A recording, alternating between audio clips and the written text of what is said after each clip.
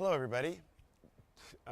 Today we're going to bust a myth of getting into the zone too early, about presetting your angles, putting the barrel, whenever you hear a coaching cue, about presetting your angles, getting the barrel into the zone early, keeping the barrel in the zone longer by getting it in there sooner. It's a myth, okay? It's a disaster if you do that. It's one of the things that coaches will say when they see something wrong. I mean, everybody wants to correct when something's going wrong, and they want to do something about it. If you're smothering the ball, let's say you're smothering the ball, you're not in the zone, or maybe you're cutting the ball coming down, or you're striking out too much.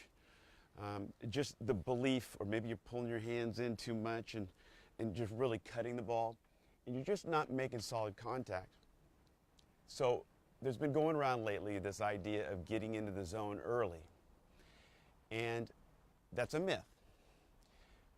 You want to get the barrel into the zone on time. Now that sounds like an oversimplified answer, but it's pretty simple. On time simply means, well, first of all, let's define what timing is as it refers to hitting. Your timing, in the most primitive sense, the easiest way I could explain it with a demonstration would be to show you transferring into the ball on time.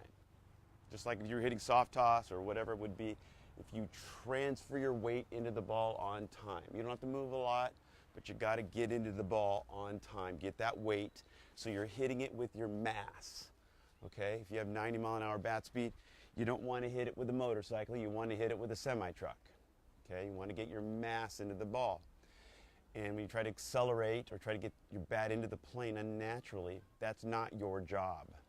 Your job is to have correct mechanics, to rehearse correctly, to have your bat in position, and to have enough momentum so the barrel actually falls into the shoulder slot correctly on time, okay? And what will happen is as you release keep the barrel above your hands, as you release the barrel, it's in that shoulder slot. The problem is, what people do is they want to separate their hands from their body. There's so much discussion about, moving your hands and getting some movement. When that's adding a step, you want to remove complexity. Keep it simple. Okay, so as you're hitting, you want to use a little bit of momentum. You got to get the barrel going, and that also allows the barrel to fall into the shoulder slot correctly.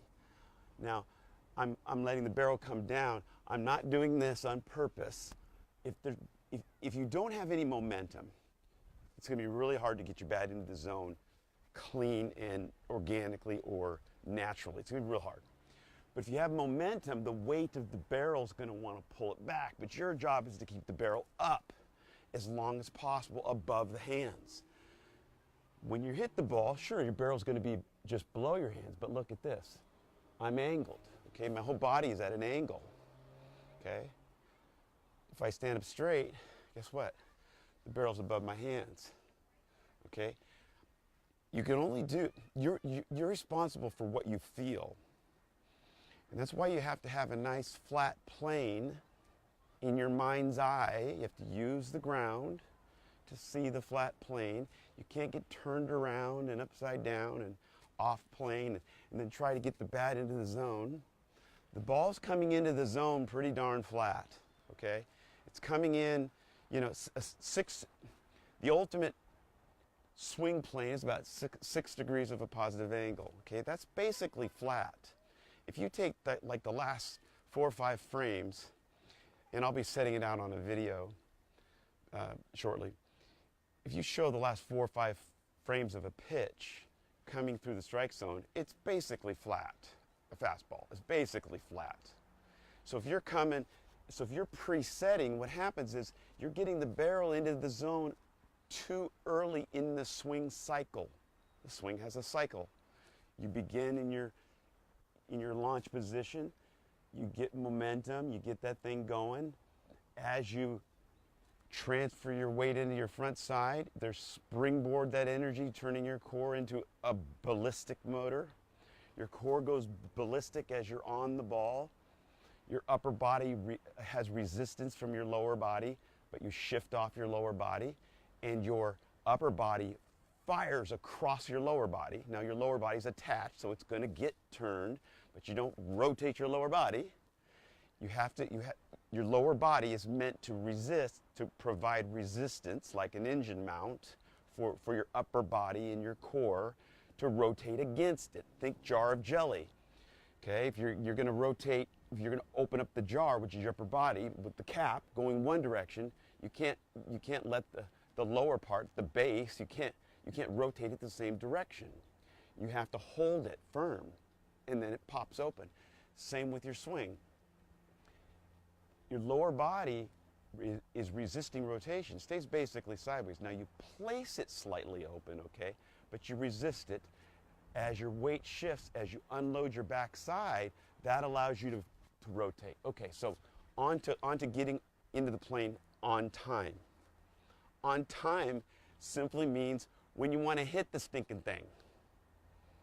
When you feel like hitting the ball, when you want to strike it, you want to get the ball, you want to get the barrel of the bat on plane when it's time to strike the ball. You don't want to get it on plane early because look, the barrel starts above the hands, you get a little bit of momentum. If you have it in good position, and it takes technique, it takes rehearsal, it takes instruction, it takes some little bit of mentorship. Get the barrel, falls into the shoulder slot. You keep it above your hands. And then as you release it from your body, as you throw it from your body, it's connected. That's inside the ball. I'm connected, see? It's all connected. I don't separate because that adds length, okay?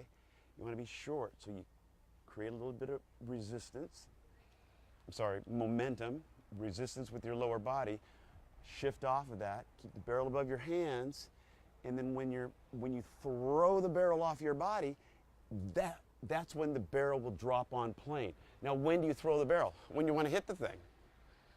Okay? If your bat is in the right location and all the factors are correct, if you have good mechanics, if your timing is correct, if you understand the principle of momentum, developing energy and releasing energy. Most people focus on trying to develop more energy. It's not about developing energy.